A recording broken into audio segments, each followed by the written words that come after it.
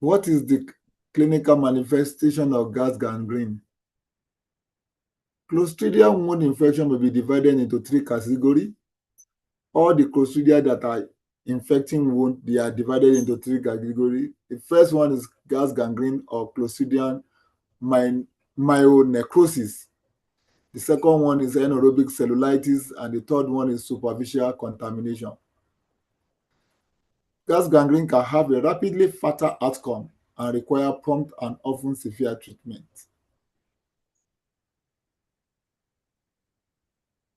It has poor prognosis and with often fatal outcome. So it's a gas gangrene is a disease that you need to treat urgently. If you do not treat it urgently, you may lose the patient. Sometimes you may not really need to wait for the laboratory confirmation before treatment is initiated. There are other diseases that this Clostridium can cause. It can cause Clostridial septicemia. What are the structure of the etiology of gas gangrene? The etiology of gas gangrene is essentially C. perfringens, and is an anaerobic spore-forming bacilli.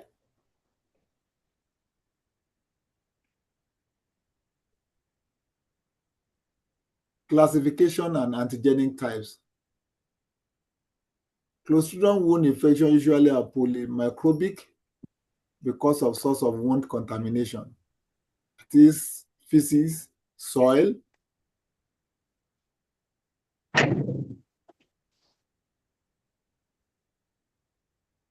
Clostridium perfringens has 5 types designated as A, B, C, D, E, and E. So we have 5 antigenic types. Then pathogenesis. All Clostridium wound infection occur in an anaerobic tissue environment caused by impaired blood supply secondary to trauma. So what this one means is that before they can proliferate, they need anaerobic environment. That's when they can germinate and they can multiply. And this one can cause impaired blood supply secondary to trauma. Once you have trauma and the wound is infected by C. perfringens, then there could be impaired blood supply. Host defenses. The host defense to C. perfringens in gas gangrene are mostly ineffective. So what this one means is that for the fact that you have been infected with C. perfringens before, the wound has been infected with C. perfringens before, does not confer immunity to you when next you are infected with C. perfringens. So that's why they say it's ineffective. Do you get what I'm trying to say? Hello? Yes, sir. Okay. The epidemiology, they are ubiquitous. They are found in the soil, in human skin, in GIT, in humans and animals. So they are found virtually everywhere.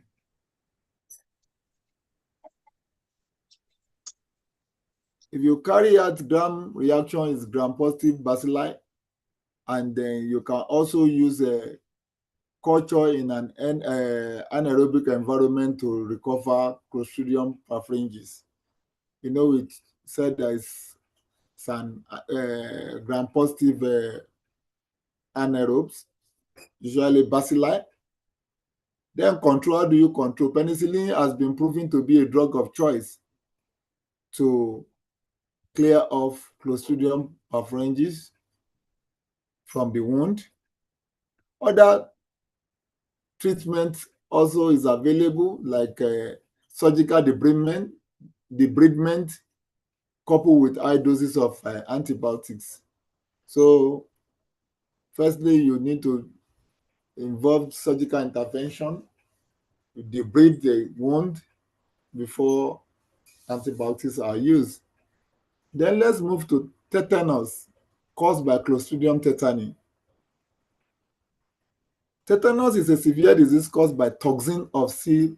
tetani. You can see this one is toxin. It's caused by toxin of this. It's not the organism that is causing the tetanus, it's the toxin released by this organism that is causing the tetanus.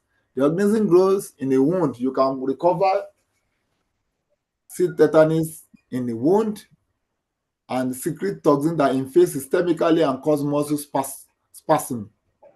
So that's why the children are usually given tetanus vaccination, because they know that they can play with sand, they can play with where they can easily get C. tetanus. Structure. C. tetani is an anaerobic gram-positive rod, just like C. perfringens, but we have said that it's the position of the spores that differentiate all these Clostridia. So this C. tetani has a terminal spore. So that's what you can use to differentiate it from others. All of them take different positions for their spores. Pathogenicity. So in tetanus infection, there must be trauma to the host tissue because if there is no trauma to the host tissue, there is no way the Clostridium tetani can enter. Followed by accidental contamination of the wound with C. tetani. The wound must be contaminated with C. tetani. Tissue damage is needed to lower oxidation and reduction. What do this one mean is that once the oxidation and reduction potential is lower, that means that anaerobic environment is created.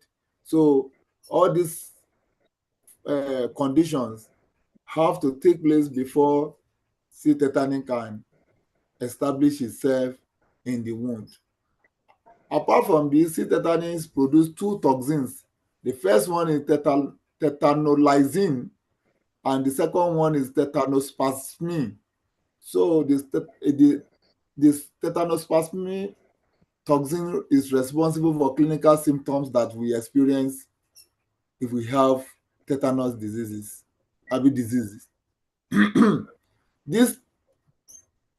This toxin have predilection for nervous system. They attack the nervous system, the central motor control, autonomic function, and the neuromuscular junction. So it's a very fatal disease. That's why vaccination is advocated. Host defense, just like C. perfringens, they are poorly understood, and you cannot say because you have been infected with C. tetani before, then you have built immunity. No. So it's poorly understood. There is no documented fact that such immunity exists. Just like C. perfringens is also can be epidemiology, it can be isolated in soil, in almost every environment throughout the world. That's why children playing with sand, they can easily get their wound contaminated with C. tetani. And that's the reason why, whether children or adults, once you have a wound, they want to quickly give you tetanus injection, because we can never be too sure whether the wound has been contaminated with soil. Anaerobic quantification, for diagnosis, you use anaerobic quantification. Control, injection of tetanus toxoid are prophylactic. That's what I was talking about, vaccination. This is for prophylactic. You don't need to wait until you come down with tetanus disease, because it's a very fatal disease. Before you know it, it has killed the individual because they attack the central nervous system, the toxin. Then the next one is botulism, and the agent is Clostridium botulinum. This also, the botulism is a disease caused by toxin of a diverse group. So it is not only C. tetanus that produce toxin, even the C. botulinum produces toxin. So that's why the disease of Clostridia, they are very dangerous, they are very fatal, not because of the organism, it's because of the toxins they produce. Classification and structure. A strain of botulinum, C. botulinum, produces only one or seven toxins, A, B, C, D, E, F, G. The toxin have been identified as A, B, C, D, E, F, G. So a strain can only produce one of these seven, not all the seven at the same time. But rampant among them is C, type C, and type D toxins. Pathogenesis.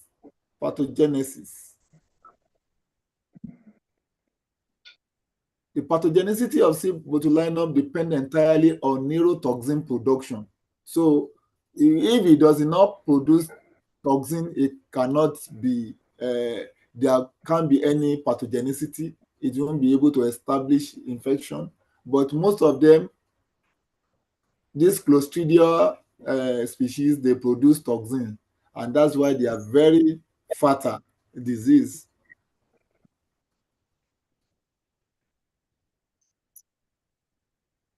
Also, food poisoning, you can recover C. botulinum from there. So we have botulism that is responsible for food poisoning, and then also, just like in others, the toxin that is produced in C. botulinum is responsible for botulism and is causing food poisoning.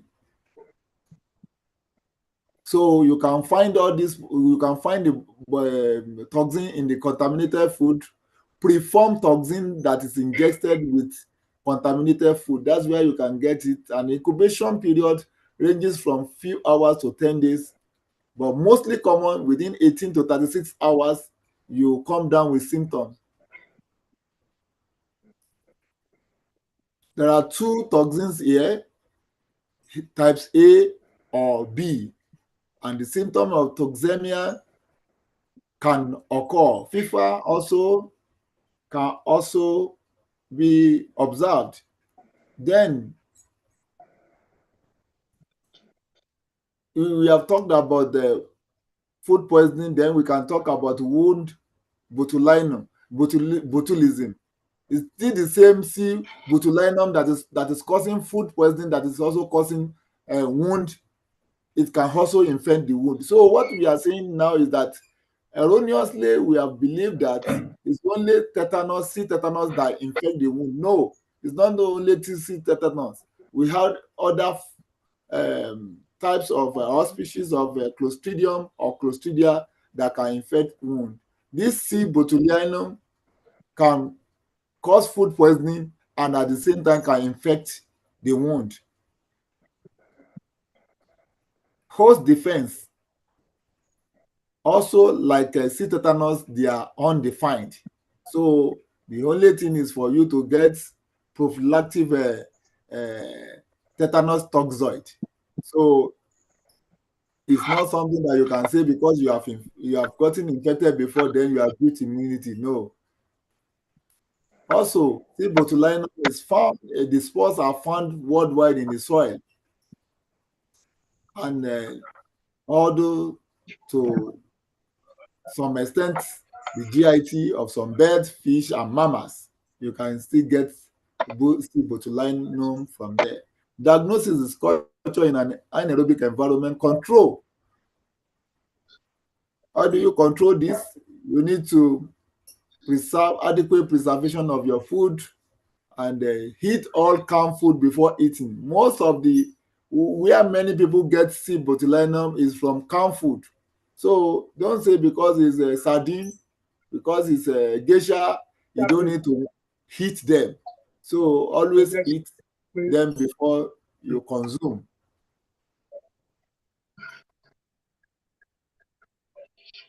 Then we have antibiotic-associated diarrhea that is caused by Clostridium difficile.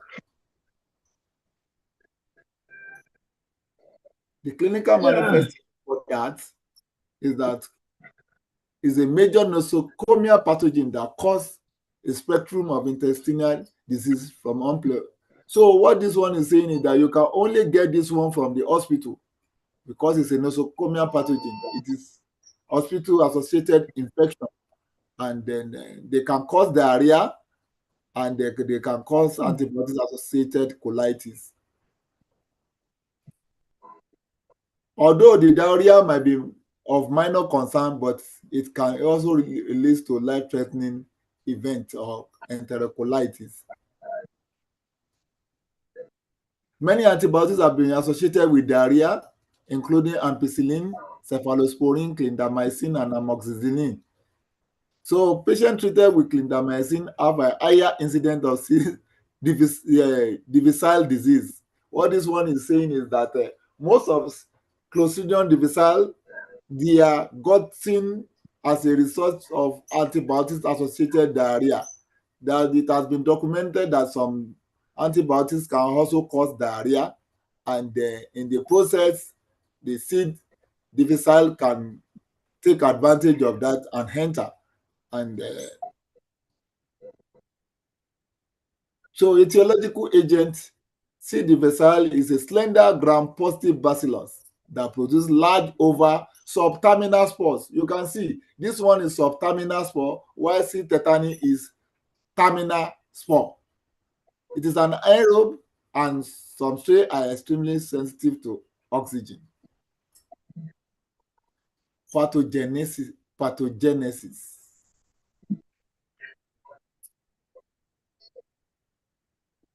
C. difficile disease is caused by overgrowth of organism in the intestinal tract. You know, anything that causes diarrhea, you know, it has relationship with intestinal tract. So small intestine is involved.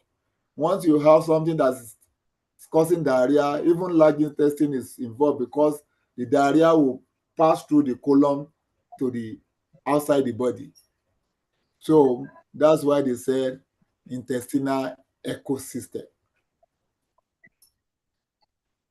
Host defense. The host defense is not completely understood, just like the other members of Clostridia family. So one has to be very careful. It's not that because you have been infected once, you think that you have built immunity. No. So you have to be very vigilant. Epidemiology. C. difficile is member of normal intestinal flora of less than 3% of adults. The organism can be acquired as a nosocomial pathogen. We have said it before, that is gotten through the hospital. Maybe somebody that has it is hospitalized, and then others that do not have it can get it through admission in the hospital.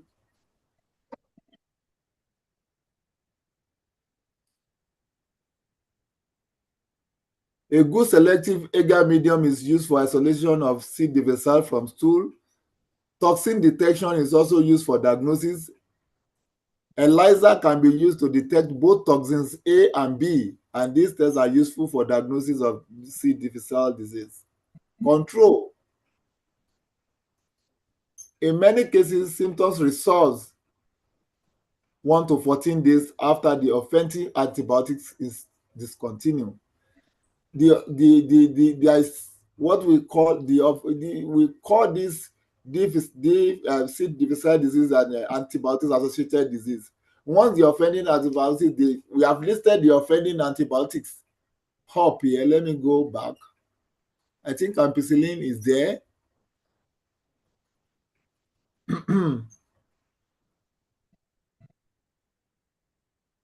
There's a place that we have. We have ampicillin, cephalosporin, clindamycin, and amoxicillin.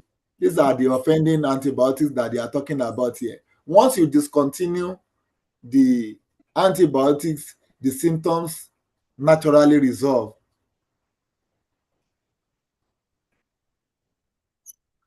But you can use vancomycin or metronidazole as antibiotics of choice to clear C. difficile.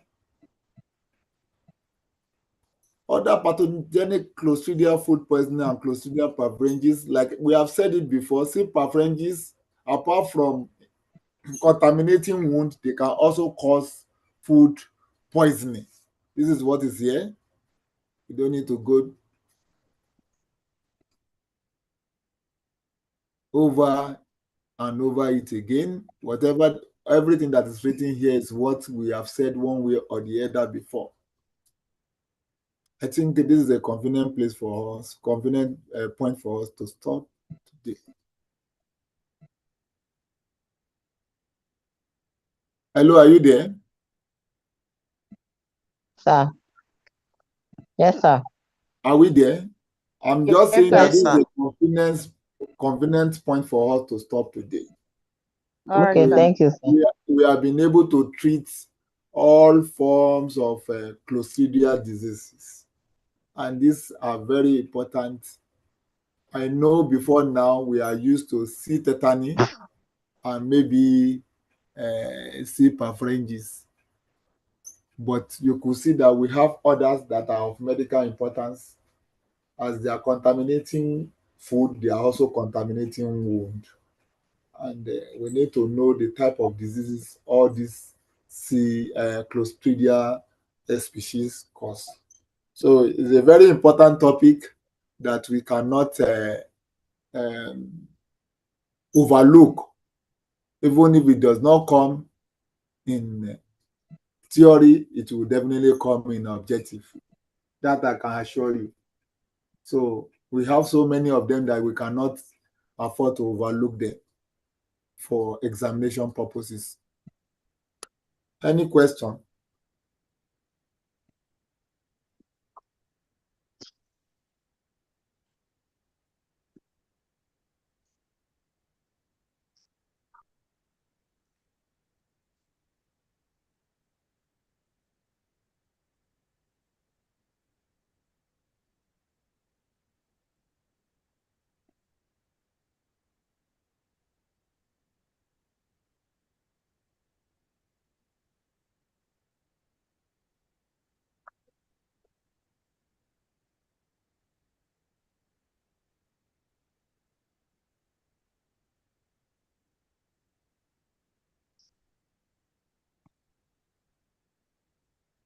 If there are no questions, can we call it a day?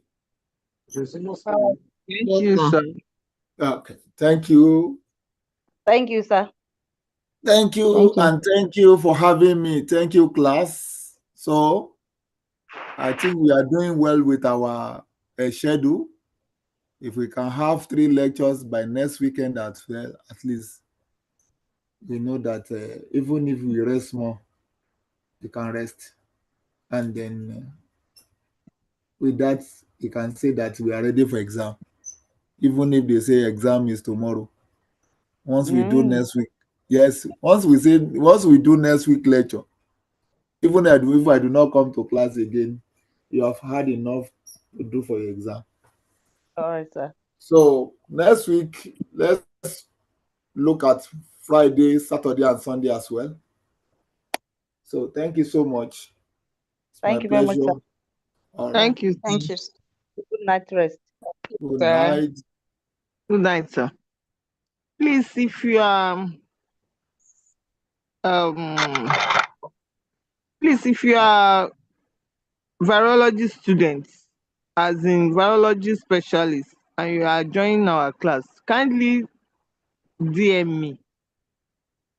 It's only one person I've included their name into the list, and they needed the list latest tomorrow morning. Do So we if you are do part of do this, we do we sorry? Do we have to separate virology? Because virology is a no, second semester. we are not It's a second separating virology. biology is second semester course. We So are not separating the option here is virology. medical microbiology option. You have to do all aspects of medical microbiology. Sir, there's no issue about that. All right. Yes, what I'm trying to say, there are two people that are virology specialists, as in their AMLS carry virology. For Okay. them to have the BMLS, they have to join medical microbiology and parasitology. There is There no is no of two ways about virology. that. There is no two ways about that. Once you pick any aspect of microbiology, all of us are Donc, doing correction. medical microbiology because you cannot afford to separate it at this level. Yes. Medical So microbiology is one, yes, whether you are in I have other bacteriology. people's name with me, and one person's name is missing. Okay, all So right, if you know you are part, or if anybody knows the person, they should let the person chat me up. Let me have the full name so that I can submit the name with others. all right. It's okay. That person should not hold us on ransom, please. Or yes, I'll submit the one with me. All right. Thank you. Good night, everybody. Good night, sir.